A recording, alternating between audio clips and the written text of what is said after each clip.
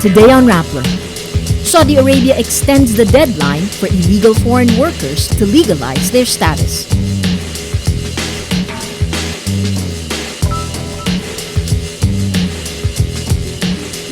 Justice Secretary De Lima confirms 3 other cases involving embassy officials in an alleged sex for flight scheme.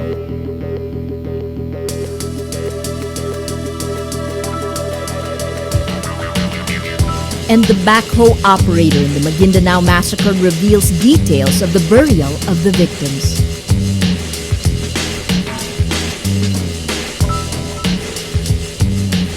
Hello, I'm Maria Ressa. Welcome to Rappler, your social news network. The government of Saudi Arabia extends to November the deadline for illegal foreign workers to legalize their status. The Philippine Foreign Affairs Department says Saudi Arabia moves the July 3 deadline to November 3. The announcement comes after countries with workers in Saudi Arabia, including the Philippines, ask for an extension of the grace period. The amnesty period allows illegal workers to stay or to return to their home countries without prosecution. Philippine Foreign Affairs spokesman Raul Hernandez says undocumented Filipino workers are advised to take advantage of the extension for the repatriation or regularization of their status. In a statement, Vice President Jejomar Binay thanks the Saudi government for the extension. He adds, 15 more Filipinos from Saudi Arabia will return to the Philippines, bringing the number of repatriates to 815. Justice Secretary Laila De Lima confirms 3 other cases involving embassy officials who allegedly sexually abuse overseas Filipino workers abroad.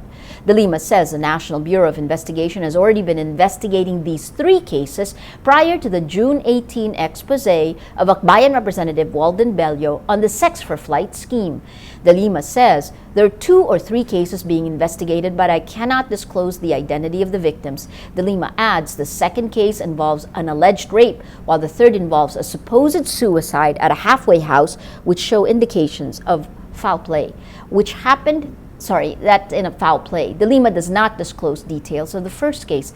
De Lima confirms she met Bello on Monday to discuss the role of the Justice Department and the Interagency Council Against Trafficking in the ongoing investigations. Last month, Bello said embassy officials in the Middle East allegedly promised victims they will be prioritized in repatriation in exchange for sexual favors. President Benigno Aquino says he doesn't plan to renew the contract of National Irrigation Administration head Antonio Nanjo because of his poor performance. This comes about a week after Aquino scolded the agency at their 50th anniversary for missing their targets for the past 2 weeks. When asked about his plans for Nangel, Aquino says, quote, "Unless I get amnesia, I have no plans to renew his contract." Aquino says he asked the Budget Department to investigate NIA's funds. The Budget Department says it gives the full 100% of budget to NIA every year for 23 years, but the NIA only achieves 60% of their targets every time. Aquino also asked for a separate probe on the excuses Nangel gave to explain the agency's subpar performance. Nangel says they failed to meet their targets because of Typhoon Pablo. He also says the water supply of working projects will be compromised if the agency started with other projects. The NIA is responsible for irrigation development and management and is mandated to provide farmers a sustainable irrigation service.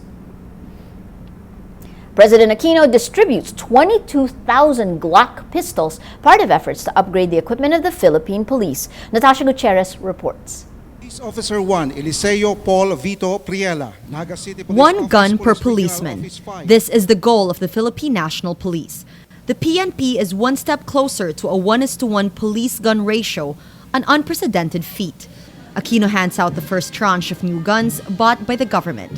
The 1.2 billion peso procurement is part of the PNP's Capability Enhancement Program, which aims to upgrade the 148,000-strong police force's capability to fight crime.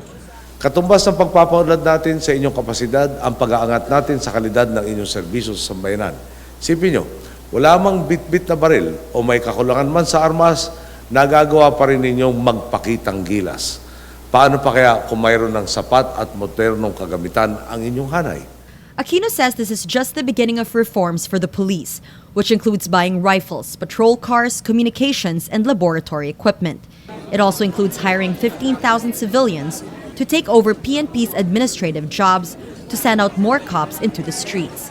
The construction of government housing for soldiers and police are also underway. Tapos na po ang panahon ng pang-aapi sa ating kapulisan.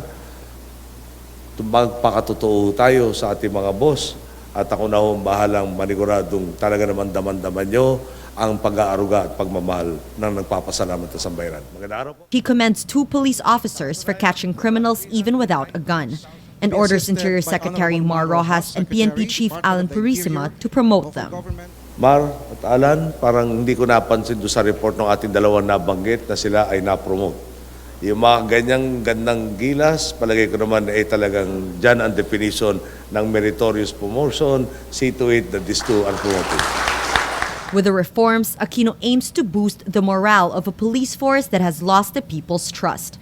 Aquino has 3 years to fulfill his promise to modernize the PNP, improve their capability, and change the way Filipinos view their cops. Natasha Gutierrez, Rappler, Manila. A backhoe driver describes in detail how he used an excavator to bury the 58 victims of the 2009 Maguindanao massacre. In a video aired by GMA Network Tuesday, Bong Andal says he dug a big hole to bury the victims shot by the Ampatuan clan in the Philippines' worst political massacre. The Ampatuan clan allegedly ordered the massacre to stop a political rival from running against one of its members for governor of Maguindanao. Describing the scene, Andal says, "Some of the vehicles had dead people inside, so I just closed my eyes out of fright and got on with it." The Ampatuan patriarch, 2 sons, and several family members are on trial for the murders. The backhoe driver was arrested last November, while more than 90 other suspects remain at large. At least 19 firefighters are killed Sunday in America's deadliest wildfire in 80 years, fighting a blaze that broke out in Arizona Friday. Sunday was the deadliest day for firefighters since the 9/11 attacks in 2001, which killed 340 firefighters in the ashes of the Twin Towers in New York. CNN reports about 400 ground personnel are working to control the fire in Yarnell Hill. Officials say the fire, which rips through more than 3,200 hectares, destroys at least 250 homes. Let's now look at Rappler's Wrap for today, a list of the 10 most important events around the world you shouldn't miss. At number 1, Islamist President Mohamed Morsi's spokesman and cabinet quit Tuesday as the embattled leader continues to ignore the Egyptian military's ultimatum. Military leaders are calling on Morsi to, quote, meet the demands of the people or the army will step in to restore order. The threat of a coup comes as Morsi's opponents camp out in Cairo's Tahrir Square. The groups are demanding he step down. At number 4, a U.S. study says 1 in 10 people around the world will live in climate-damaged areas by 2011. By 2100, these so-called climate hotspots will be widespread in the southern Amazon with, quote, severe changes in water availability, yields, and ecosystems, and in southern Europe, where water shortages and crop failures will lead to hardships for the population. And at number 10, about 70% of Facebook members in the United States are connected to a friend who identified themselves as gay, lesbian, or bisexual at the social network. Facebook's Alex Walker and Robert D'Onofrio says this is likely why the social network CEO Mark Zuckerberg joined a San Francisco Gay Pride Parade that drew more than 1 million people. Taking part for the 3rd year, Zuckerberg led Facebook employees in support of gay rights. Every story on Rappler has a mood meter, which gives you 8 emotions to choose from. Click how you feel, and your vote comes down to the mood navigator that's in the middle of the front page that crowdsources the mood of the day. It also gives you the top 10 stories that have affected our readers the most. If you take a look today, these stories have gotten the most number of votes on their mood meter. The story that's gotten the most votes on the mood meter is this one. The Cirque du Soleil performer falls to death. Very interesting. You have 55% sad and 43% happy. That happy also contributes to the mood of the day. If we take a look, the Supreme Court Justices Sal and Out, Del Castillo still the richest, 93% happy. That green that you see, as well as in these stories, contributing to the mood of the day. Today, most people are happy. Well, that's Rappler's Newscast for today, Tuesday, July 2, 2013. Visit Rappler.com and watch our newscast Monday to Friday. Tell us how you feel on our mood meter and help us crowdsource the mood of the day. I'm Maria Ressa. As we say at Rappler, tomorrow begins today.